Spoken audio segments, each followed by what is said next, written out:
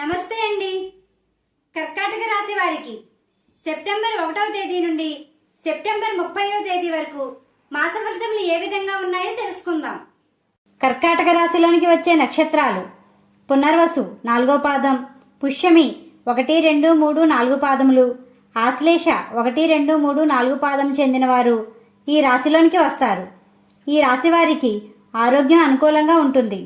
భూములు, ఇతర విలువైన వస్తువులు కొనుగోలు చేసే సమయంలో ఆచితూచి వ్యవహరించండి.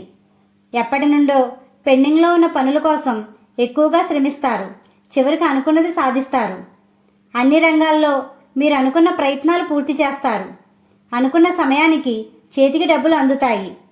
ఖర్చులు బాగా అధికంగా చేస్తారు. జాగ్రత్త వహించండి. కుటుంబ సభ్యులు మరియు స్నేహితులతో వివాదాలు వచ్చే సమయమనే చెప్పవచ్చు. కుటుంబ సభ్యుల ద్వారా సహాయ సహకారాలు లభిస్తాయి. మీ చేతులతో రుణాలు ఇవ్వకండి. కొన్ని సమస్యలు ఎదుర్కొనే సమయమని చెప్పవచ్చు. మీకు రుణాలు ఉన్నట్లయితే కొన్ని ఒత్తిళ్లకు గురి అవుతారు. ప్రతి పనిని బాధ్యతగా మీరే చేసుకోండి. ఉద్యోగస్తులకు సజావుగా ఉంటుంది. సమయానుకాలంగా ఉండండి.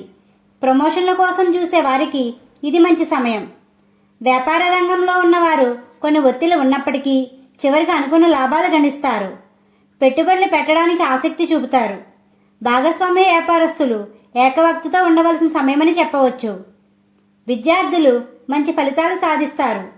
ఉన్నత చదువుల కోసం విదేశాలకు వెళ్లే వారికి సెప్టెంబర్ 15 తర్వాత మంచి సమయం. వివాహ ప్రయత్నంలో ఉన్న వారికి మంచి సమయం. మంచి శుభవార్త వింటారు. కోర్టులు, లావాదేవీలు అనుకూలంగా ఉంటాయి. జీవిత భాగస్వామితో అన్యోన్యంగా ఉంటారు.